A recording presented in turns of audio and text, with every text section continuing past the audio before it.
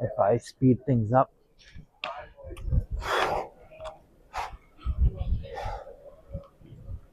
the goal is to make use of the momentum generated.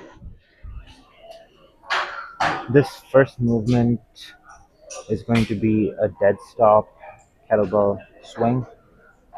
So essentially what a dead stop kettlebell swing is when you're starting from the floor as opposed to continuously swinging repeated reps. So going to hinge over, tilt the kettlebell, and as I lift it up, it's going to come to the hips, and I'm gonna essentially swing. Then I'm gonna come back down, switch hands, and repeat.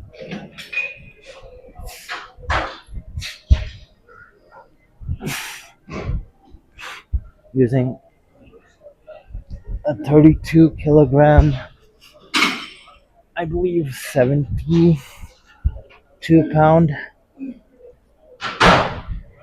kettlebell.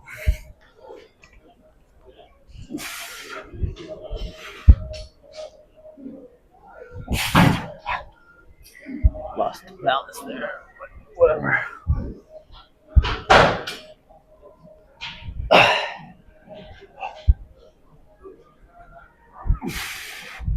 Just going till I feel exhausted.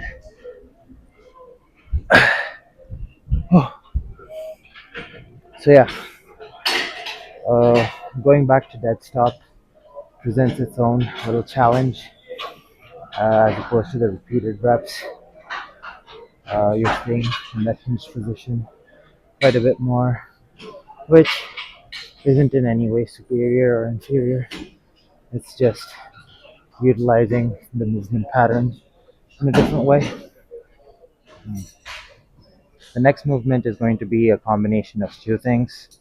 It's going to be a figure eight and a snatch. I'm also going to add a step to it. So the kettlebell starts off the box slash elevated surface, and I'm going to go straight into a figure eight, tap,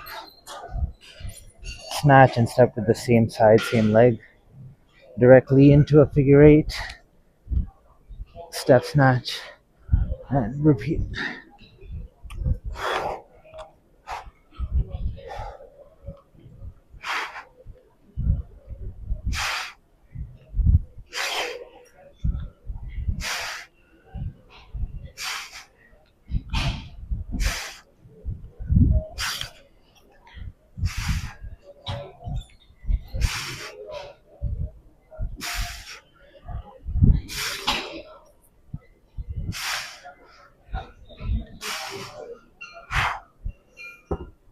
So all the swinging around forces the core to stay really activated.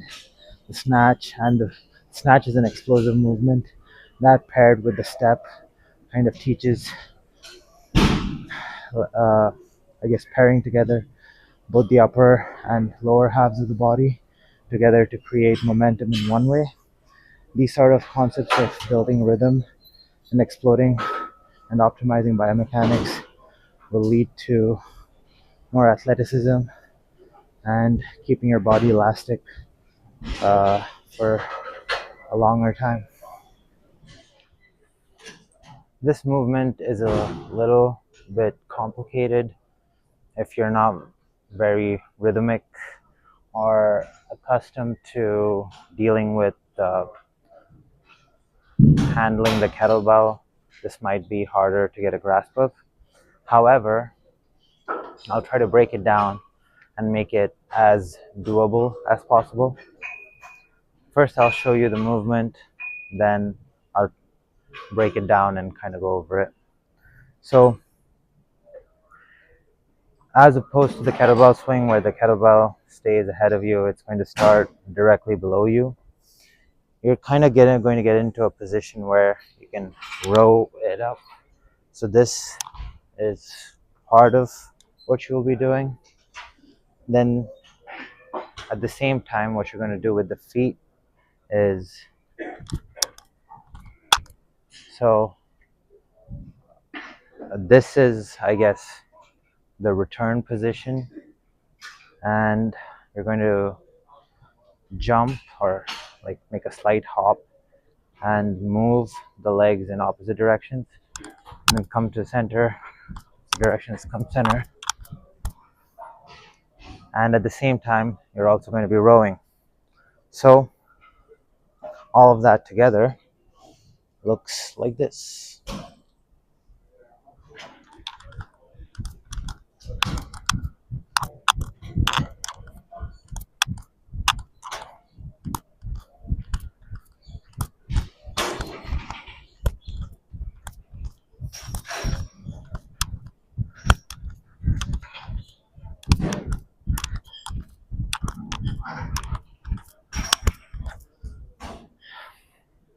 You want the kettlebell on the way up as you jump into the return position, and then as it's going down, you're stepping to either side.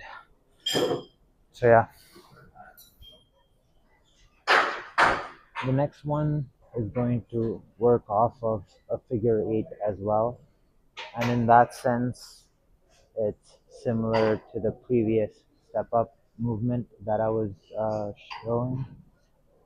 So with this one, it starts off with a figure eight, then I'm going to move into an around the world, into a reverse lunge.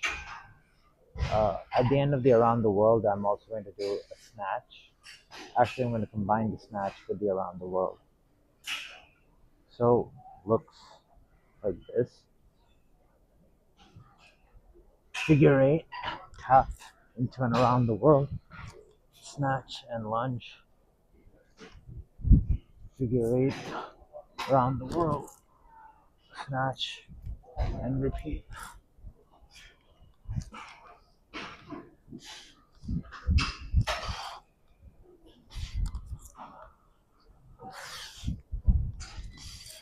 The goal is to build a rhythm. You're snatching and lunging at the same time. You want to think of it as you're catching the downward momentum of the kettlebell by absorbing it with the muscles in your body using the snatch. The goal is to make use of the momentum generated, and then also absorb the momentum as you catch it.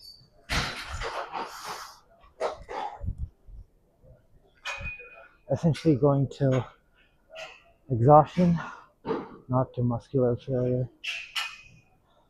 I'm trying to maintain as good biomechanics as possible, really focusing on that concept of generating momentum, redirecting momentum, using multiple muscle groups at the same time, catching said momentum, and then using it as a force that I can elastic recoil to, and then keep that flow going.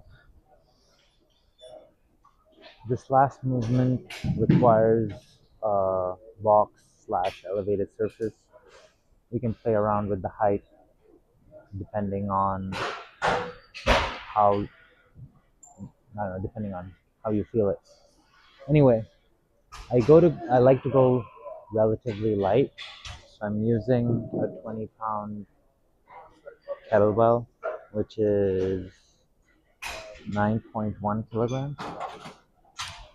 So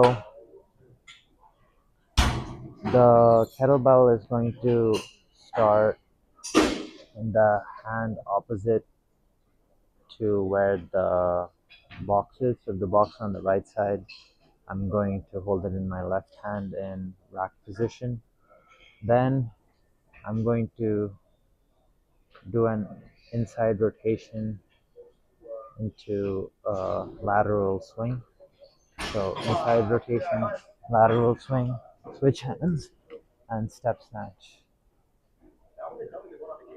From here, I'm going to combine a clean, a tactical clean, and rotate back into position. So that looks like this. Then repeat.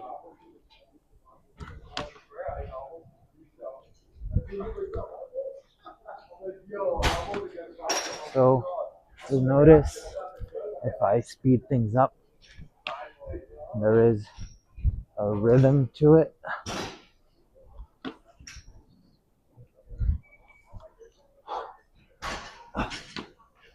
Utilizing a lot of muscle groups at once.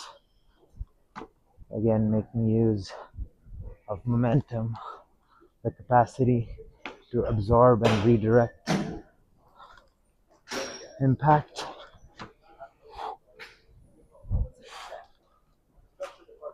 I believe that was 7 reps. I'm going to do it facing this way. I don't know if there's any benefit to that, but you're going to have to watch me from behind. So this time starting with the kettlebell on my right side in rack position.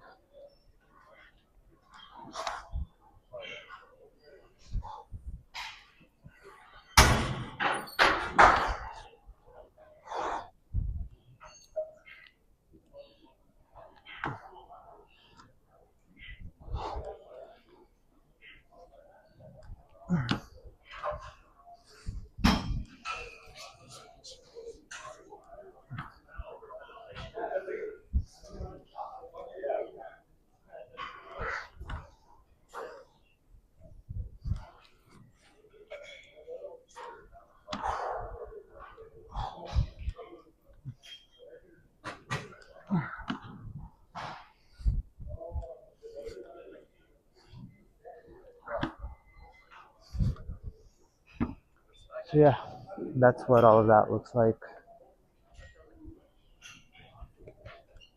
Except for the first movement in this video, everything else is relatively on the more intermediate and advanced side. And most people think that those sorts of movements are outside of their grasp. I'm offering a one-on-one program online where I'll coach you through different movements, starting from the basics all the way to intermediate level flows, and give you the confidence to move freely with the kettlebell. If that's something that you're interested in, I've left an intake form below in the description. And yeah, just going to gauge interest.